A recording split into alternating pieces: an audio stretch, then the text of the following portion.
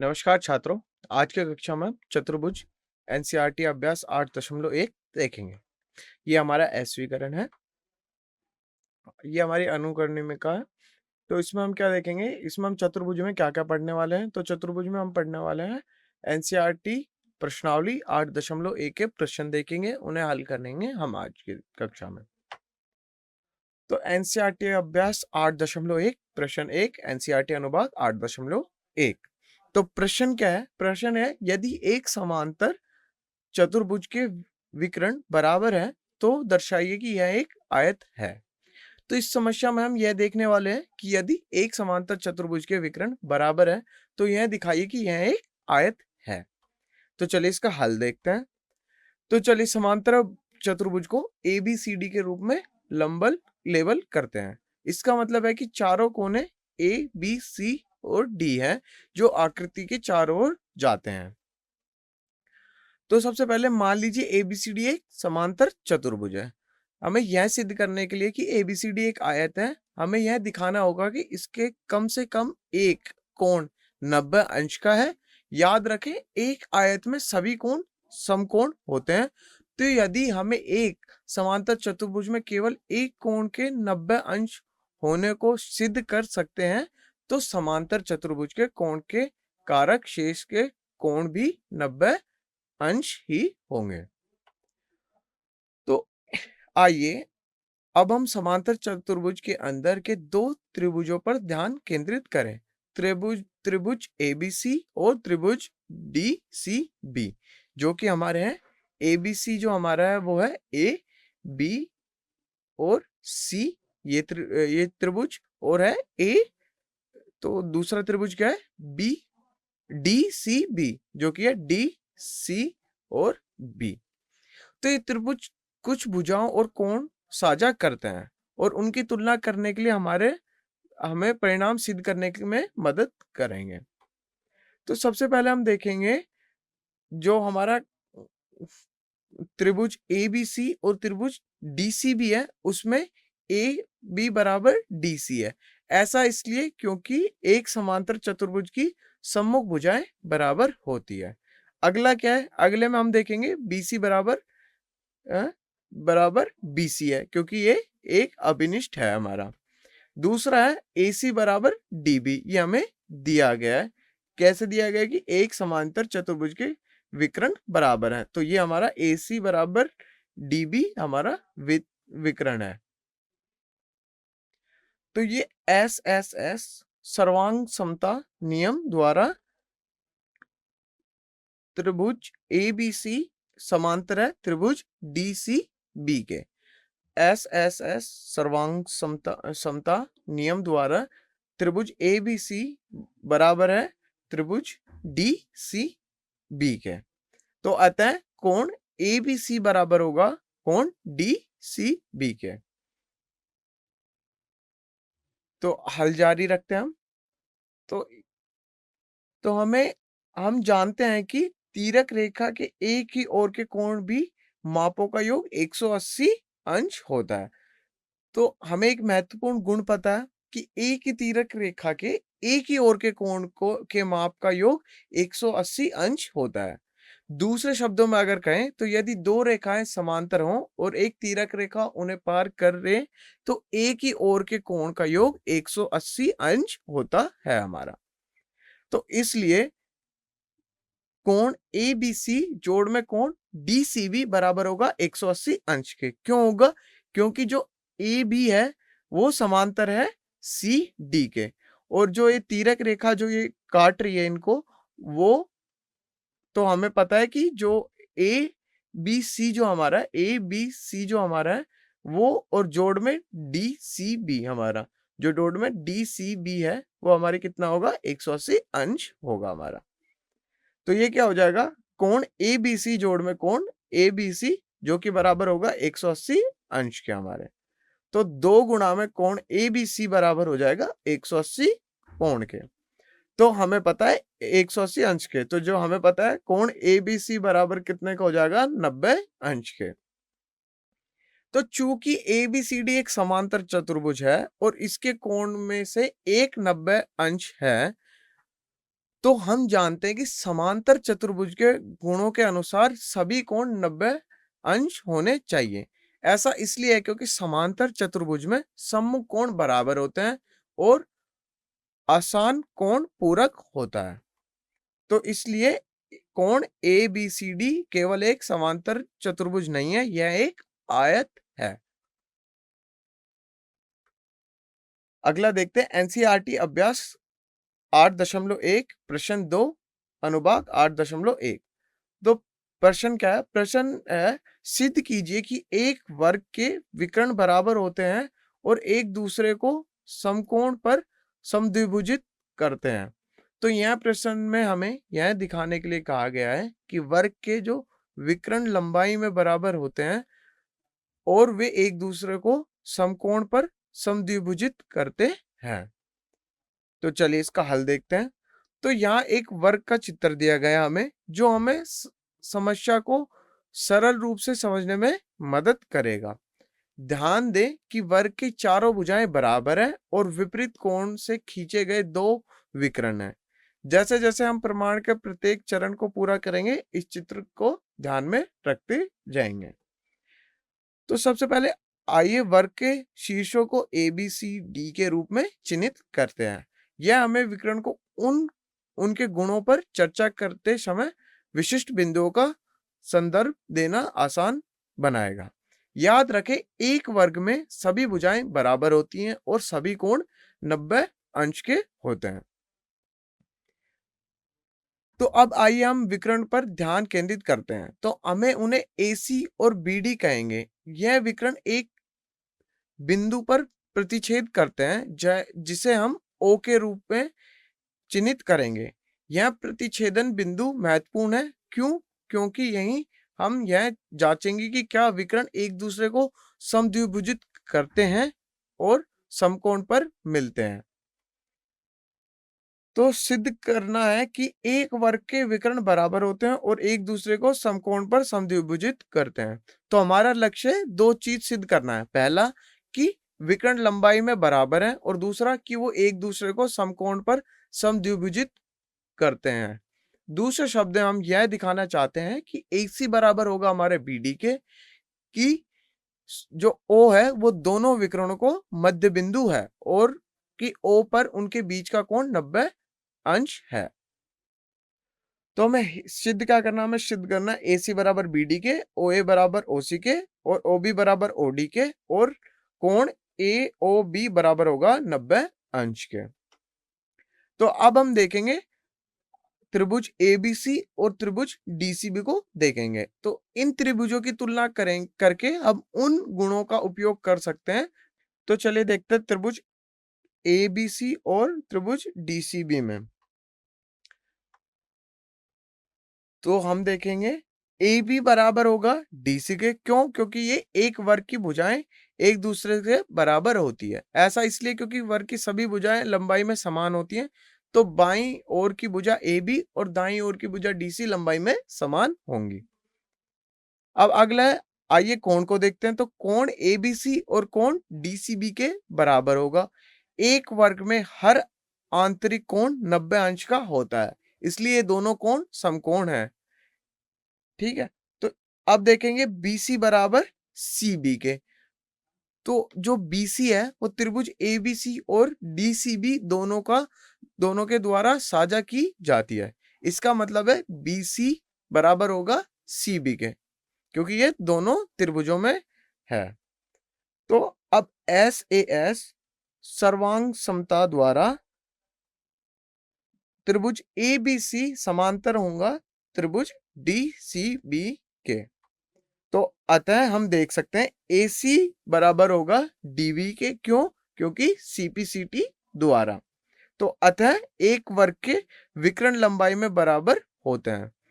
तो सारांश ये है कि हमें यह साबित किया है कि वर्ग के विकर्ण लंबाई में बराबर होते हैं। यह वर्ग का एक प्रमुख गुण है और सभी वर्गों के लिए सत्य है, चाहे उनका आकार कुछ भी हो। तो आगे देखते हैं। अब हम देखेंगे त्रिभुज AOB और त्रिभुज COD में। पहले हम प्रतिच्छेदन बिंदु पर कोण को देखते हैं। तो कोण AOB कोण COB के बराबर है, क्योंकि ये शीर्ष विमुख कोण है। जब दो रेखाएं एक दूसरे को काटती हैं तो शीर्ष विमुख कोण हमेशा बराबर होता है। अब अगला कोण ABO और कोण CDO के बराबर है। ये एकांतर अंत कोण है, जिसका मतलब यह है कि ये बराबर है, क्योंकि विकर्ण वर्ग में समांतर भुजाओं को काटते हुए अब है AB बराबर CD। अब आइए हम भुजाओं की तुलना करें। अब भुजा AB भुजा CD के बराबर है, क्योंकि वर्ग की सभी भुजाएं हमेशा लंबाई के बराबर होती हैं। यह वर्गों का एक परिभाषित गुण है हमारा। तो AAS द्वारा सर्वसम्मता नियम के कोण कोण भुजा से यह त्रिभुज AOB बराबर समांतर होगा त्रिभुज COD के। तो इससे हम देख सकते हैं AO जो बराबर होगा हमारा CO के बराबर होगा, और OB जो बराबर होगा वो OD के बराबर होगा। यहां CPCT से पता चलता है, जिसका मतलब है सर्वांगसम त्रिभुज के संगत भाग। तो अतः एक वर्ग के विकर्ण एक दूसरे पर समद्विभुजित करते हैं।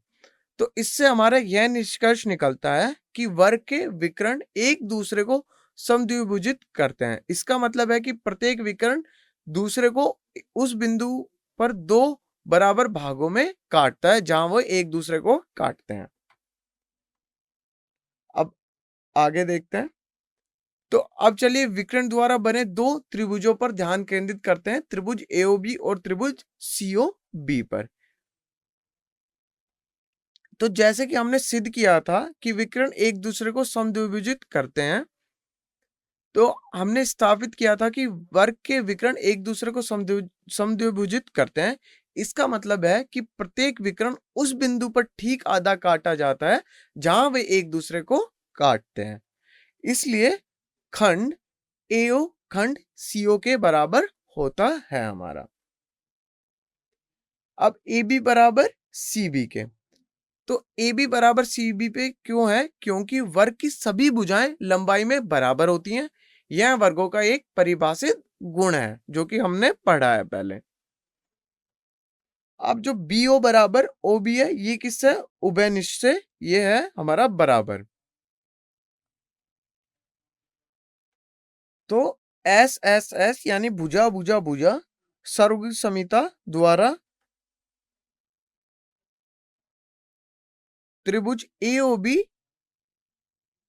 समांतर होगा त्रिभुज COB के हमारे। तो इससे हम देख सकते हैं को कोण AOB बराबर होगा कोण COB के।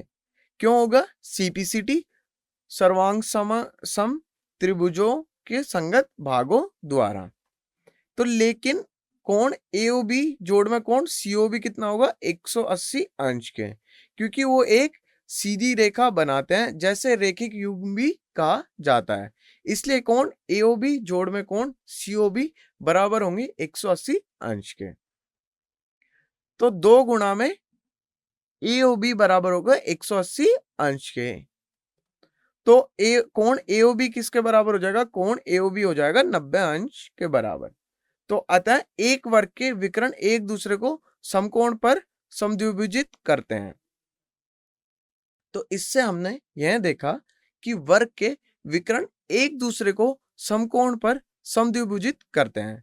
इसका मतलब है कि वे एक दूसरे को बिल्कुल आधा काटते हैं और 90 अंश पर मिलते हैं। चलिए आगे देखते हैं। अब देखेंगे हम NCERT अभ्यास 8.1 प्रश्न 3 अनुभाग 8.1। तो प्रश्न क्या कहता है? एक समांतर चतुर्भुज ABCD का विकर्ण AC है और कोण A को समद्विभुजित करता है। आकृति 8.1 में हम देख सकते हैं। तो पहले में क्या करना है? पहले हमें बताना कि यहाँ यह कोण C को भी समद्विभुजित करता है, और दूसरा ABCD एक समचतुर्भुज है। चलिए इसका हल देखते हैं। तो सबसे पहले हम ध्यान देते हैं कि जो ABCD है एक समांतर चतुर्भुज है। इसका मतलब है कि विपरीत भुजाएं समांतर और बराबर होती है। और विपरीत कोण भी बराबर होते हैं। तो कोण DAC बराबर होगा कोण BCA के। क्यों होगा? एकांतर कोण है ये। ठीक है, ऐसा इसलिए है क्योंकि ये विकल्पिक अंत कोण है जो विकर्ण AC द्वारा समांतर रेखाओं AB और DC को पार करने से बनते हैं। तो इसलिए कोण DAC बराबर होगा कोण BCA के।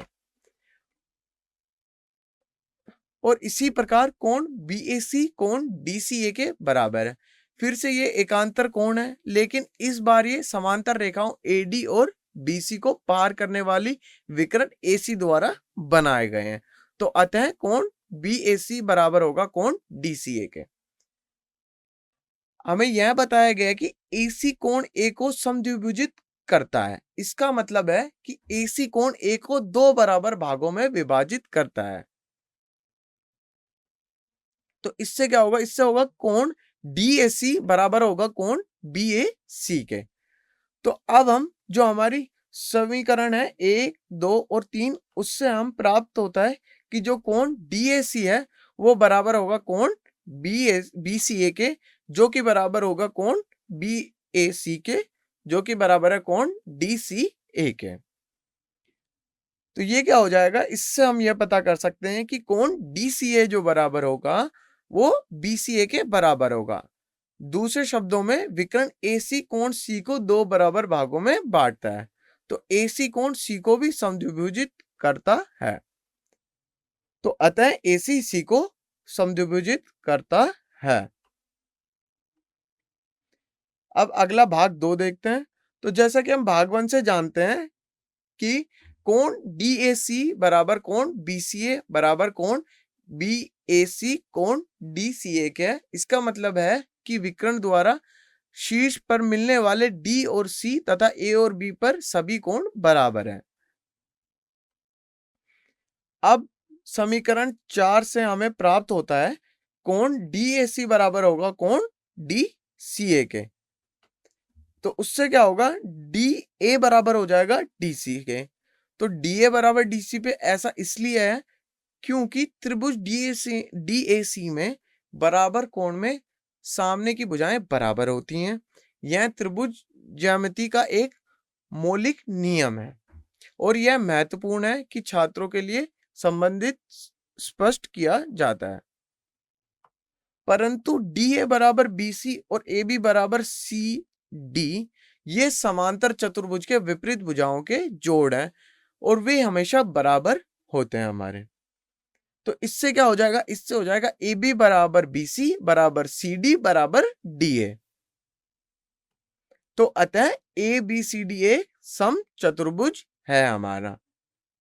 तो यह कोण C को भी समद्विभुजित करता है और चारों भुजाएं बराबर होती हैं। अतः ABCD हमारा एक समचतुर्भुज है। अगला प्रश्न देखते हैं। एनसीईआरटी अभ्यास 8.1 प्रश्न 4। तो इस प्रश्न में क्या पूछा गया? इस प्रश्न में पूछा गया कि ABCD एक आयत है जिसमें विकर्ण AC कोण A के साथ साथ कोण C को समद्विभुजित करता है। दर्शाइए कि ABCD एक वर्ग है और विकर्ण BD B के साथ साथ D को भी समद्विभुजित करता है। तो इस समस्या में आपको आयत ABCD पर विचार करने के लिए कहा गया है, जहां विकर्ण AC कोण A और कोण C को समद्विभुजित करता है। तो समस्या में हमें दो चीजें दिखानी है। पहला यह दिखाना है कि यदि कोण AC कोण A को और कोण C दोनों को समद्विभुजित करता है तो ABCD वास्तव में एक वर्ग होना चाहिए। दूसरा यह दिखाना है कि दूसरा विकर्ण BD कोण B और कोण D को भी समद्विभुजित करता है। तो चलिए हल देखते हैं। तो सबसे पहले आइए याद करें कि ABCD को एक आयत के रूप में दिया गया है। इसका मतलब है कि सभी कोण समकोण है और सम्मुख भुजाएं बराबर हैं। इस गुण का प्रयोग करेंगे हम। तो हमें यह बताया गया कि विकर्ण AC कोण A और कोण C को समद्विभुजित करता है। इसका मतलब है कि कोण DAC और कोण DCA के बराबर है। दूसरे शब्दों में विकर्ण इन कोणों में से प्रत्येक को दो बराबर भागों में विभाजित करता है।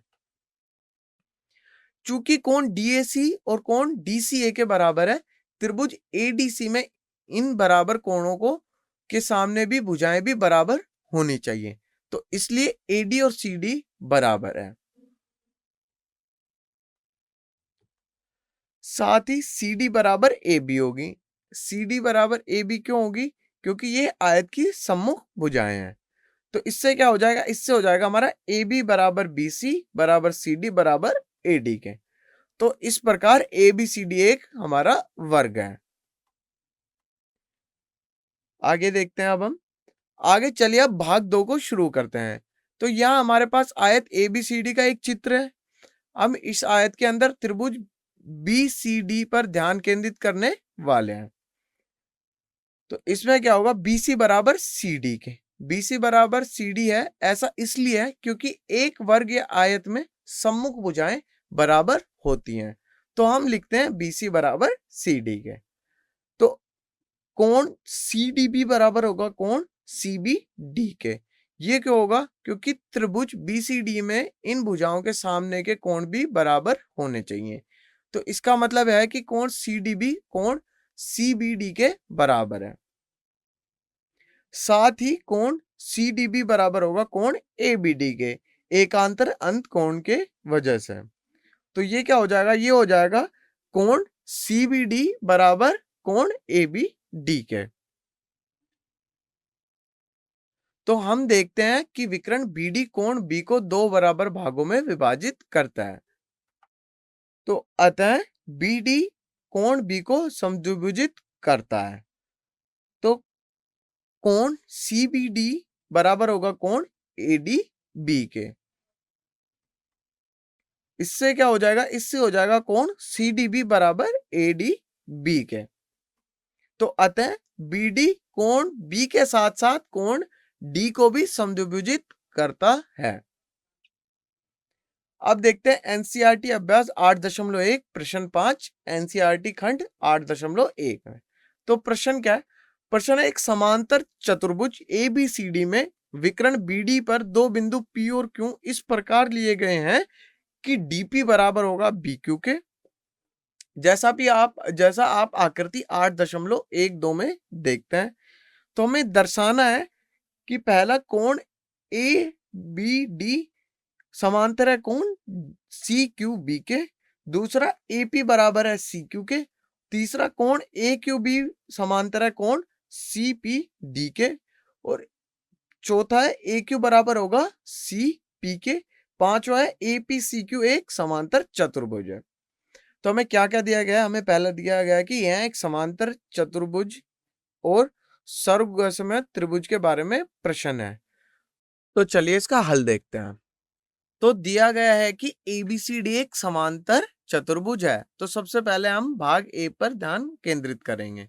तो हमें यह बताया गया है कि ABCD एक समांतर चतुर्भुज है। इसका मतलब है कि विपरीत भुजाओं के दोनों युग्म बराबर है और समांतर है और विपरीत कोण भी बराबर है। तो त्रिभुज APD और त्रिभुज CQB में देखते हैं अब हम। तो त्रिभुज APD के कोण ADP बराबर त्रिभुज CQB में कोण CBQ के बराबर है। ऐसा इसलिए है क्योंकि AD BC के समांतर है और BD एक अनुप्रस्थ रेखा के रूप में कार्य करती है, इसलिए ये एक एकांतर अंत कोण है। तो AD बराबर होगा CB के। क्यों बराबर होगा? AD बराबर CB के क्यों बराबर होगा? क्योंकि समांतर चतुर्भुज ABCD की सम्मुख भुजाएं बराबर होती हैं हमारी। और DP बराबर BQ के क्यों होगा? क्योंकि यह हमें प्रश्न में दिया गया है। तो SAS सर्वांग समता नियम का प्रयोग करने पर हमें मिलता है त्रिभुज PAPD समांतर है त्रिभुज CQB के। आइए आगे का हल देखते हैं। तो दूसरा भाग क्या है? चलिए याद करते हैं कि हमने पहले ही क्या स्थापित किया था कि त्रिभुज APD त्रिभुज CQB के सर्ग समान है। शुरू करने के लिए चलिए याद करते हैं कि हमने पहले ही क्या स्थापित किया था। त्रिभुज एपीडी त्रिभुज सीक्यूबी के सर्वांग सम है। इसका मतलब है कि इन दोनों त्रिभुजों को सभी संगत भुजाएं और कोण बराबर हैं। तो एपी बराबर क्या होगा सी क्यू के, क्योंकि सीपीसीटी के वजह से। तो एपी बराबर क्या हो जाएगा सी क्यू के। तो अब भाग 3 पर ध्यान केंद्रित करते हैं। तो हमें त्रिभुज ए क्यू बी और त्रिभुज सीपीडी की तुलना करने वाले हैं। तो हमारा लक्ष्य यह दिखाना है कि ये दोनों त्रिभुज सर्वांग सम है। हमें यह करने के लिए संगत भुजाओं और कोणों की पहचान करेंगे जो बराबर हैं। तो कोण ए बी क्यू बराबर होगा कोण सी डी पी के। वो क्यों होगा? क्योंकि ए बी समांतर है सी डी के लिए। तो इससे एकांतर अंत कोण बनेंगे। ए बी बराबर सी डी के, क्यों? क्योंकि समांतर चतुर्भुज ए बी सी डी की सम्मुख भुजाएं हैं ये दोनों, तो ये दोनों बराबर रहेंगे हमारी। बी क्यू बराबर क्या होगा डी पी के, ये हमें प्रश्न में दिया गया है। तो एस ए एस सर्वांग समता नियम द्वारा हम ये कह सकते हैं कि त्रिभुज ए क्यू बी समांतर होगा त्रिभुज सी पी डी के।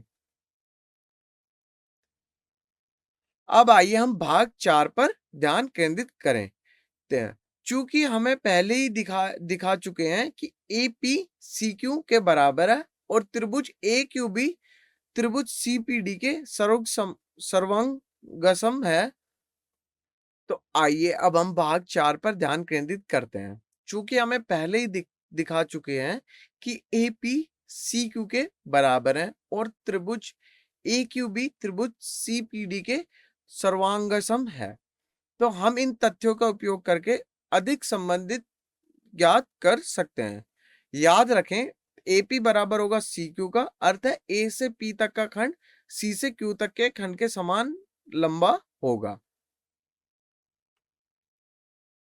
तो हमें मिलता है ए क्यू बराबर सीपी और एपी बराबर सी क्यू के, क्यों? सीपीसीटी द्वारा। अब देखें चूंकि चतुर्भुज ए पी सी क्यू में सम्मुख भुजाएं एक दूसरे के बराबर हैं, तो अर्थात जो हमें मिलेगा वो ए पी बराबर सी क्यू और ए क्यू बराबर सी पी। ये समीकरण हमें यह बताता है कि ए से पी की लंबाई सी से क्यू की लंबाई के बराबर है और ए से क्यू की लंबाई सी से पी की लंबाई के बराबर है। यह समांतर चतुर्भुज के गुण के अनुरूप है। तो अतः ए पी सी क्यू एक समांतर चतुर्भुज है हमारा। तो अब देखेंगे एनसीईआरटी अभ्यास 8.1 प्रश्न 6 एनसीईआरटी अनुभाग 8.1। तो प्रश्न क्या कहता है? प्रश्न कहता है ए बी सी डी एक समांतर चतुर्भुज है तथा एपी और सी क्यू विकर्ण बी डी और शीर्ष ए और सी से डाले गए लंब हैं। तो ये हम आकृति 8.13 देख सकते हैं। तो हमें दर्शाना है कि पहला त्रिभुज ए पी बी समांतर है त्रिभुज सी क्यू डी के और एपी बराबर है सी क्यू के। तो चलिए इसका हल देखते हैं। तो पहला हमें दिया गया है कि ए बी सी डी एक समांतर चतुर्भुज है। इसका मतलब है कि विपरीत भुजाओं के दोनों योग बराबर और समांतर हैं और विकर्ण एक दूसरे को समद्विभुजित करते हैं। तो त्रिभुज तो आइए अब हम दो त्रिभुज पर ध्यान केंद्रित करते हैं। तो सबसे पहला त्रिभुज पहला है ए पी बी और दूसरा त्रिभुज है सी क्यू डी। हमारा लक्ष्य इन दोनों त्रिभुज की तुलना करना है और बराबर भुजाओं और कोण की पहचान करके सर्वांग क्षमता की खोज करना है। तो कोण ए पी बी बराबर होगा कोण सी क्यू डी के, क्यों नहीं? दोनों प्रत्येक 90 अंश के हैं। और ए बी बराबर होगा ए बी बराबर होगा सी डी के, क्योंकि समांतर चतुर्भुजाएं ए बी सी डी की सम्मुख भुजाएं हैं। तो कोण ए बी पी बराबर होगा कोण सी डी क्यू के। क्यों? क्योंकि ए बी समांतर है सी डी के, क्योंकि एकांतर कोण है ये। तो ए एस सर्वांग समता द्वारा त्रिभुज ए बी पी समांतर होगा त्रिभुज सी क्यू डी के। तो आगे हल देखते हैं। तो आइए अब हम प्रश्न के भाग 2 पर ध्यान केंद्रित करते हैं, जिसपे हमें यह दिखाने के लिए कहा गया है कि AP CQ के बराबर है। ध्यान दें कि बिंदुओं की लंबाई और मदद के लिए आकृति यहां फिर से दिखाई गई है। यदि रेखा AP और CQ A और C की विकर्ण BD से दूरियां है, तो चूंकि त्रिभुज APB समांतर होंगे त्रिभुज CQD के। हमें प्राप्त होता है कि AP बराबर होगा CQ के। क्यों? क्योंकि CPCT द्वारा। तो अब हम एनसीईआरटी अभ्यास 8.1 प्रश्न नंबर 7 पढ़ेंगे।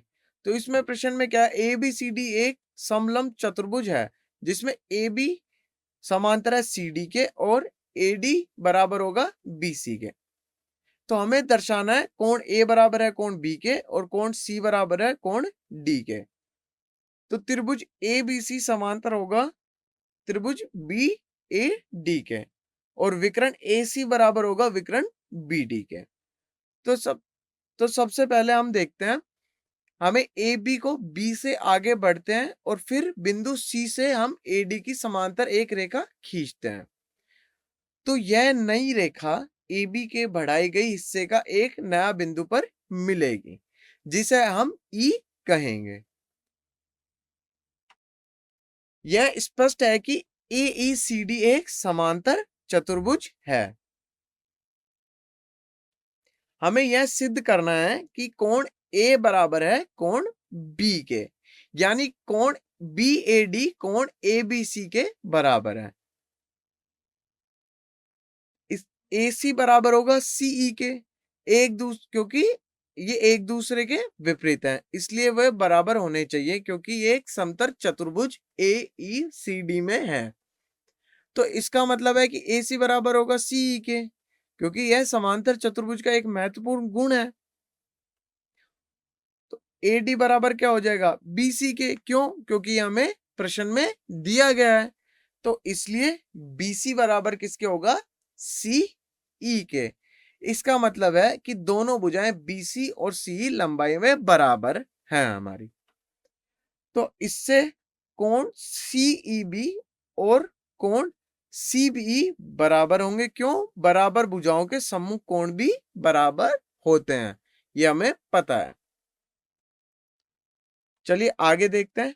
तो कोण CEB बराबर होगा कोण CB के, क्योंकि समांतर भुजाओं के सम्मुख कोण भी समान होते हैं।